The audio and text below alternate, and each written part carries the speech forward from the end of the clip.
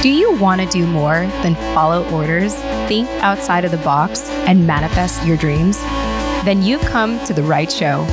Welcome to the award-winning podcast, Holding Down the Fort by US VetWealth. I'm your host, Jen Amos, a Gold Star daughter, veteran spouse, and entrepreneur. For Season 7, I am ecstatic to be in partnership with the Rosie Network to highlight motivational stories of personal growth, financial awareness, and autonomy in our military community. Now, let's get started.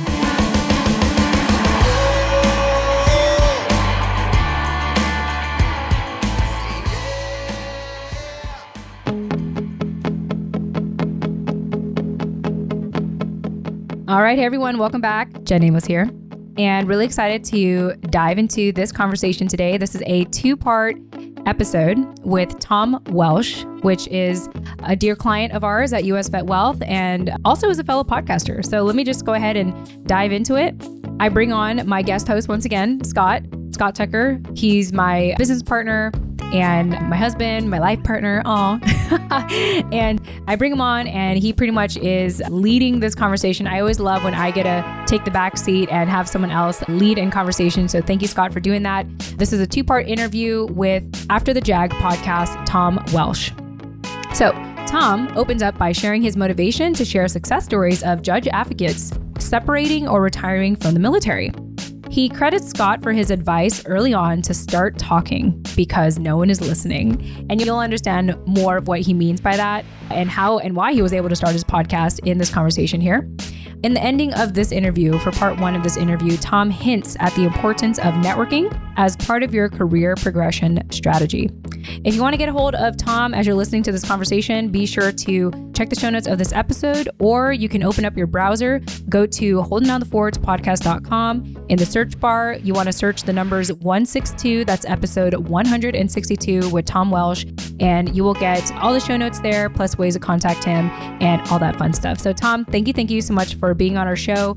It was great to just, be in the presence of a fellow podcaster. I always feel like my job is easier when I'm talking to other podcasters, and my husband especially made it easier because he was leading the conversation. So I hope that you all get a ton of value from this, especially for our judge advocates separating or retiring from the military. This episode's for you, very specific, and I think it's also very inspirational. And with that said, also hang around in the post commentary after the outro music for some bonus content. And with that said, enjoy.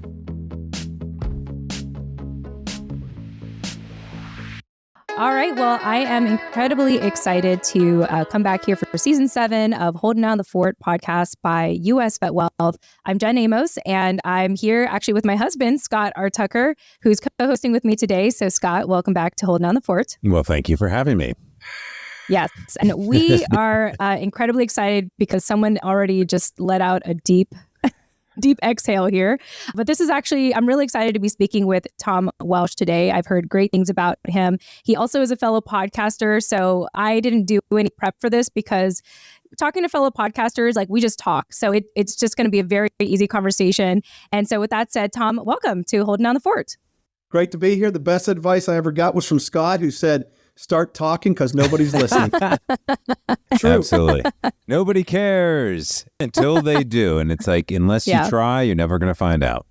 That's exactly right. Yeah. I mean, at the very least, talking just helps you with your public speaking. I like to say that the best way to find your voice is use it because, like what Scott says here, like no one's listening anyway. So you might as well use that opportunity to sharpen your craft and find your message. That's right. Yeah, we got to put in the reps, like any sport or any talent that you're trying to improve. And that's what we see is struggle of coming out of the military.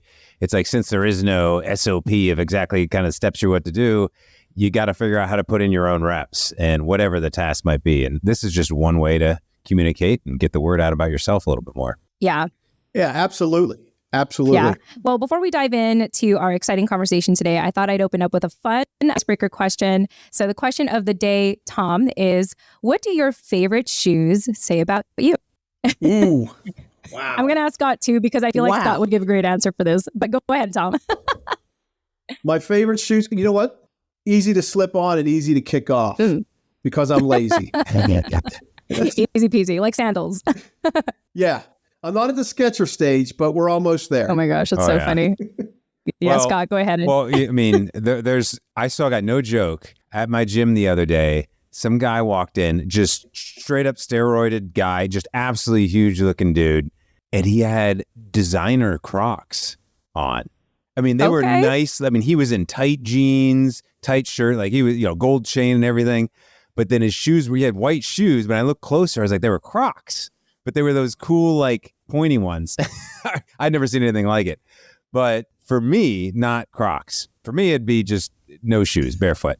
Because Yeah, I knew you were going to say that. Otherwise, what do they say? It's like if you're walking around in shoes all day, you're basically walking on plastic or something. The whole world's plastic. However that quote goes. And I was like, well, yeah. There you go. And also I found out that at the end of the day, if you take off your shoes and like your feet are relieved to be out of the shoes, it means that your shoes are actually bad for your feet because they're like structured in a way to like mess up the bone structure down there. And, like for women and heels, for example, you end up getting bunions because especially if you wear heels all the time. But anyway, that's a conversation for another time. Bunions with bunions. That's your next podcast.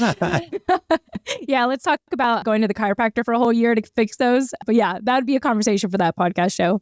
But awesome. Well, Tom, I've heard about you. I know that you are connected with Mike Wallace, who was recently a guest on our show here as well with Holding Down the Fort. But I thought I'd ask you first and foremost, how do you and Scott know each other? And more importantly, like, how did you even know of him? So let's start there. Yeah, it's funny you should ask it because I was thinking about this yesterday as Scott and Mike were talking about their connection. Mm-hmm.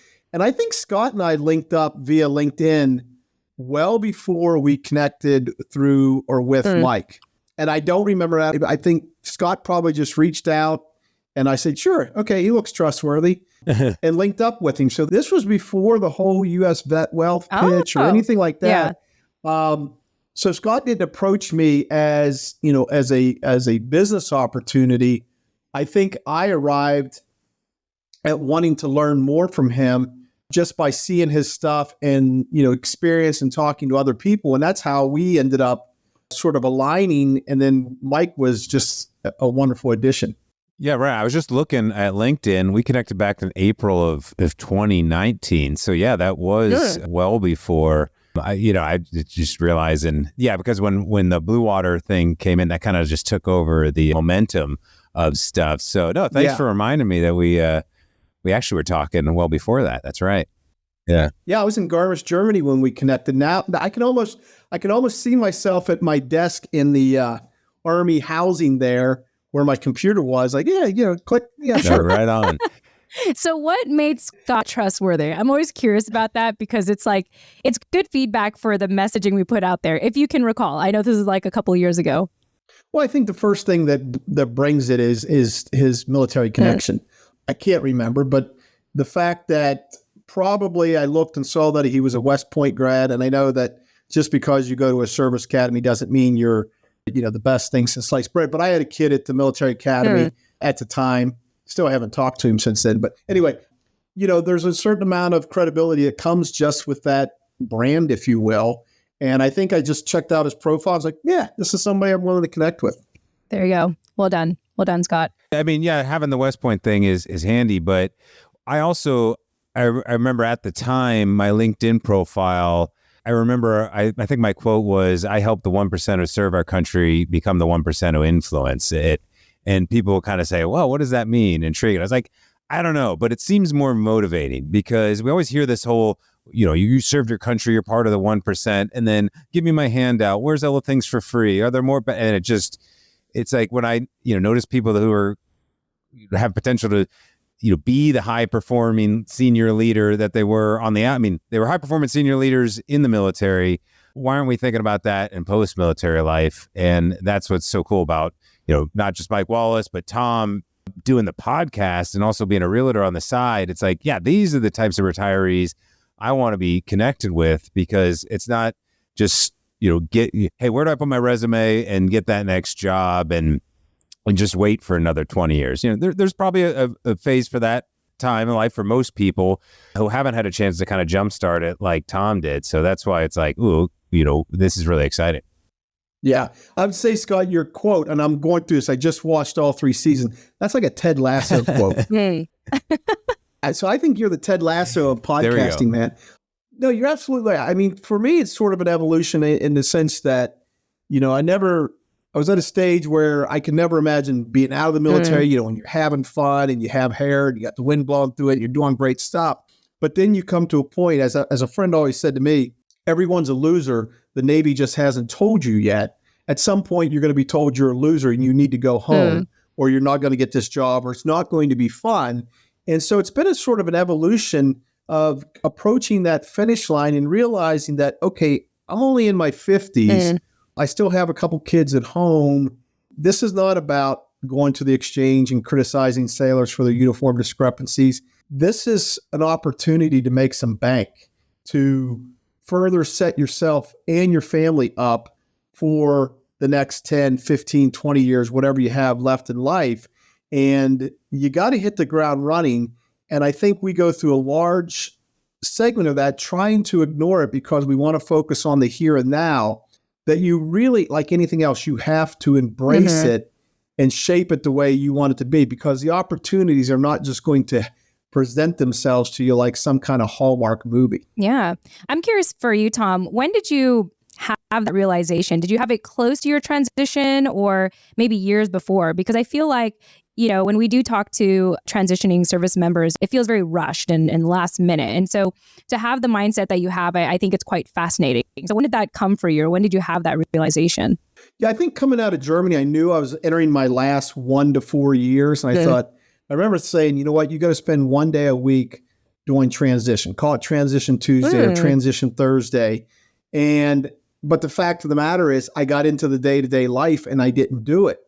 And sort of COVID hits and all of a sudden you've got all this time on your hand. You couldn't spend money except for Amazon. You couldn't go anywhere and you start looking around. And for me, the housing market was taking off and I was like, you know what? I've always wanted to, dabble in real estate. Here's my chance. And so I went out and got my license because I was bored and I had a few sales and then just those other things Mike, well, let me back up. 2020 is when I got my license. Mike Wallace contacts me in, I think, April 21. Hey, Tom, I'm putting this, I got this Blue Water Advisors, I think with your real estate, I'd like you to come by out.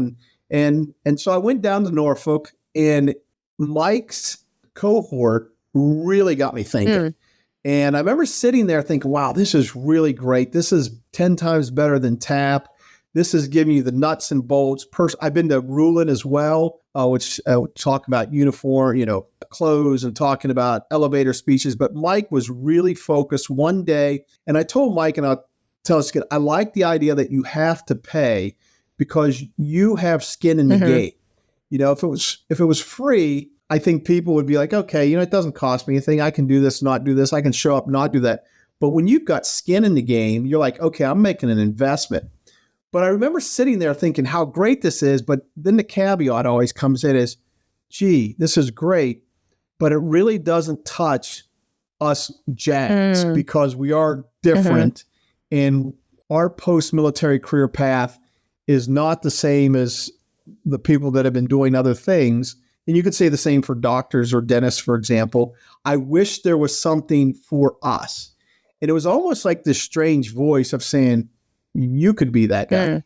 And I came up with the idea of podcasts right in Mike's cohort, but I still put it off for a few months. I remember interviewing people in June and July, and then I sat on those interviews for 6 or 7 months. Interesting. And at some point I had the conversation with Scott, and it was really a fear of failure, of putting yourself out there, being vulnerable, and having nobody tune in. And Scott's comment of start talking because no one's listening really, really resonated with me. Like, okay, you might go out and talk in the ether. No one may hear you. If that happens, okay, you tried. You can quit after 3 or 4 episodes, be done with it, and move on with another good idea or not. And unfortunately, or fortunately, it just has kind of replicated itself. And I'm up to, I think, 20,000 listens now over 83 or 84 episodes. So it just kind amazing. And now I'm at the point that I can't take a week off because I'm afraid to stop the momentum. I mean, I did the Camino de Santiago last year, And I had to do a bunch of interviews, had them all edited. And I remember we were leaving a place in Spain one morning. It's like 5 o'clock in the morning in Spain. And I had it all preloaded. I'm like, you know what? I'm releasing it now because I'm going to be on the road. I was in Germany in March and I had to do like 5 episodes because I was going to be tied up for 4 or 5. I was Germany and then Korea. I had to have them all lined up. So I'm afraid of stopping the momentum at this point. Yeah, that's amazing going from, talk because no one's listening to now, oh my goodness, I got to keep this momentum going. I got to make sure that I have, an episode coming out every week or however frequent you publish it, because you don't want that momentum to die. Tom, tell us a little bit about your show. Like, who are you interviewing? Are you success stories? Are people going through JAGs going through transition, or people at firms maybe hiring? Yeah, tell us a little bit more about who the audience is and who you serve. Yeah, so most of the people I've talked to are people that have successfully made the transition to something else. I've talked to Scott, for example. I thought that was part of the well, that's you, Scott. So, I talked to you. I've talked to you. I've talked to Mike Wallace. But these are things I think as we go through the career progression, the transition process, we need to think about. So most of them have been focused on success stories, people that have jumped from point A to point B, because I really believe that we don't know what we don't know. And there's probably thousands of judge advocates who have moved on and are doing something successfully. And here's their story. I mean, if you take the DOD, the military lawyers, it's a pretty big law firm. And we have hundreds of people leave every year, which means there's thousands in firms and companies in government that can share that success story. But yet we have no infrastructure, no networking to bring those people together. So for me, it's a platform to have those informational interviews that I was always afraid to do, and just put them out there for other people to say, I never thought of that. Or, hey, that's a great idea. Or, yeah, I knew that. Whatever the case may be, it's examples of judge advocates who are successful in the afterlife. And, I've also talked to folks like executive coaches or career coaches. So I try to mix it up, but most of them have been people that have served and gone on. And it's mostly been retirees, but I've also talked to people who have left at a younger age and either have affiliated with the reserves or jumped out. And there's different demographics for each. I mean, somebody leaving the service at 30 or at 45 even have probably more opportunities, are able to take a little bit more risk than someone such as myself that have served for 30 years and have a couple kids at home. And so that's where I've seen the value in the podcast. Yeah, absolutely. I think being able to tell that success story, because I think when it comes to a career military family's transition, there's that big unknown in the civilian world. And there's that big fear of like, this is all I've known. This has been my life in the military. And to transition out, like, what could that look like? And I'm curious to know, Tom, if there's a common thread with all the people you've interviewed who you deem as like successful, they had successful transition. What was a common thread you found for them to have made that successful transition? I'd say most of it's networking. As I've interviewed people, they've had someone who has either understood what judge advocates do or were judge advocates themselves and are willing to take that risk.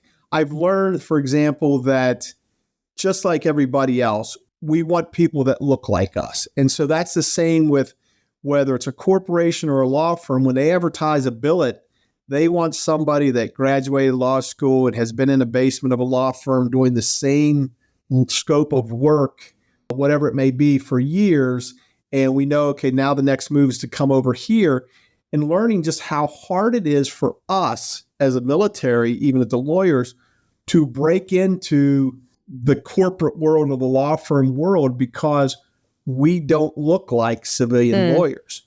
We have not specialized, most of us, in one particular thing, but have jumped from thing to thing to thing.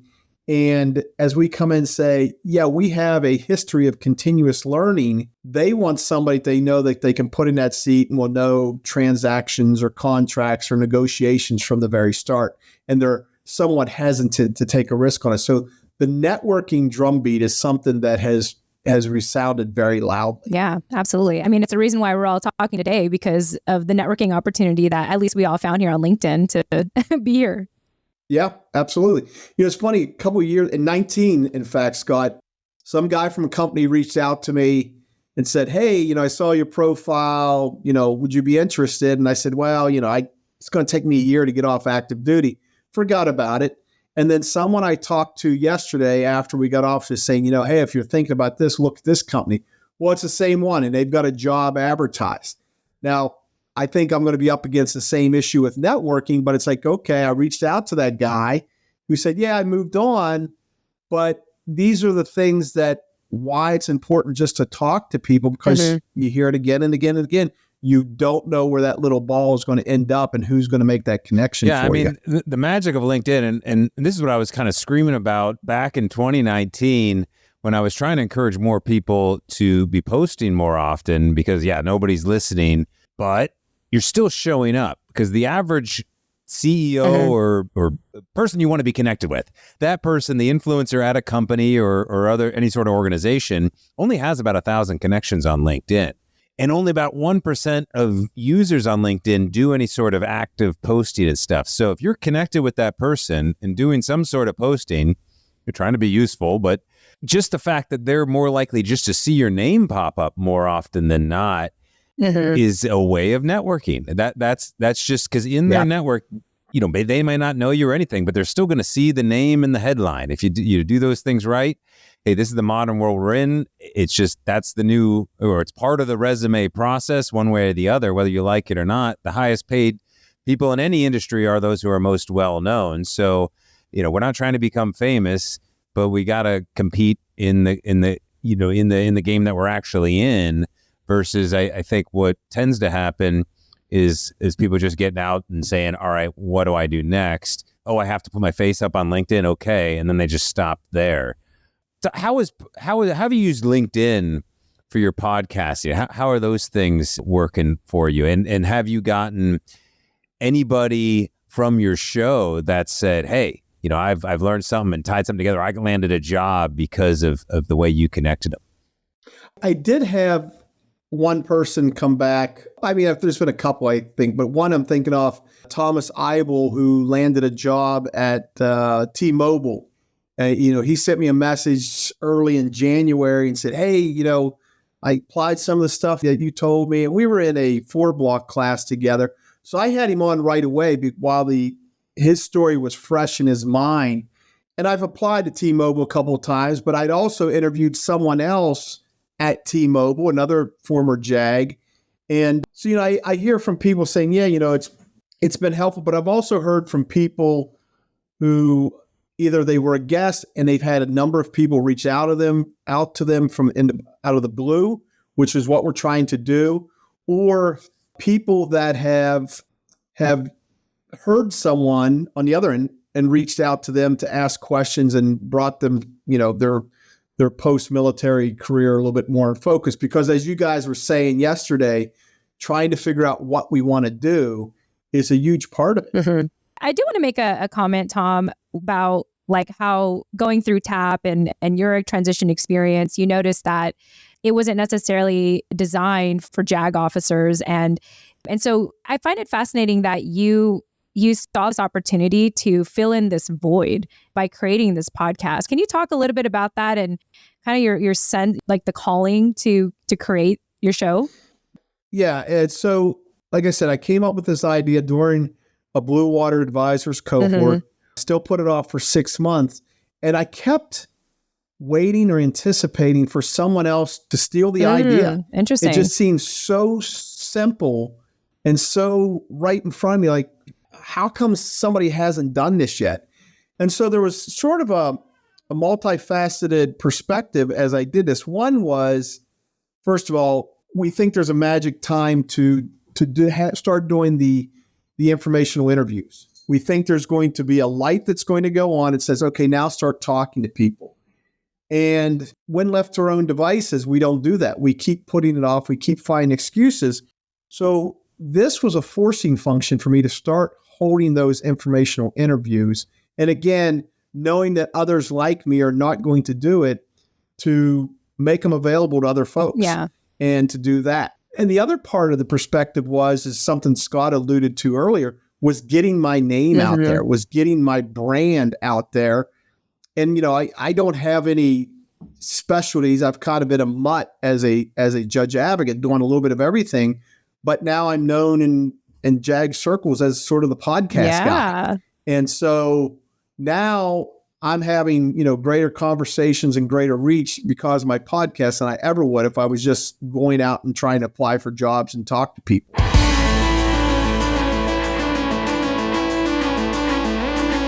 Hey, this is your host, Jen Amos. Thanks again for listening to today's episode of Holding Down the Fort by US VetWealth. Visit holdingdownthefortpodcast.com to access the full show notes of this episode, including resources mentioned and bonus content. Once again, that's holdingdownthefortpodcast.com. Lastly, stay after this outro music for something a little extra. Thanks again and chat soon. Bye for now.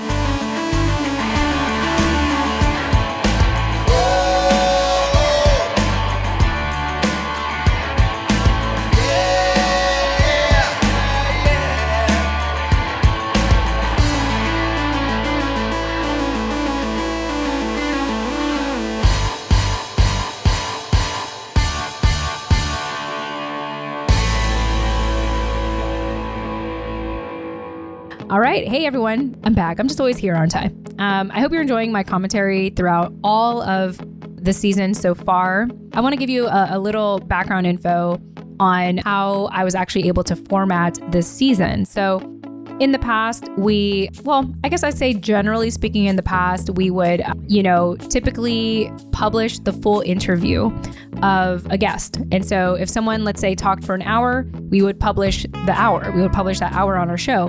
But one thing that I've really come to love nowadays with this season is every Mondays, we will release a full episode of a cohort member from the Rosie Network, like a graduate, an alumni, or someone connected to the Rosie Network. And then on Thursdays, we are releasing these 2-part episodes where I have the fortune of interviewing people who are a part of the US VetWealth community and team and be able to split it up. And I like that because I feel like I did a lot of interviews this summer, and it's just really nice to split it up and not feel like I had to produce like a full interview every single time.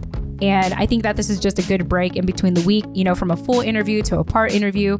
So that's typically what's happening on Thursdays. If you haven't noticed already, is we are releasing a 2-part interview every single time. So as a recap, this was part 1 of Tom Welsh's interview. And for part 2, you will be hearing him again next Thursday. So yeah, I really enjoyed organizing it that way and wanted to have, a decent balance of, the type of people we bring on our show.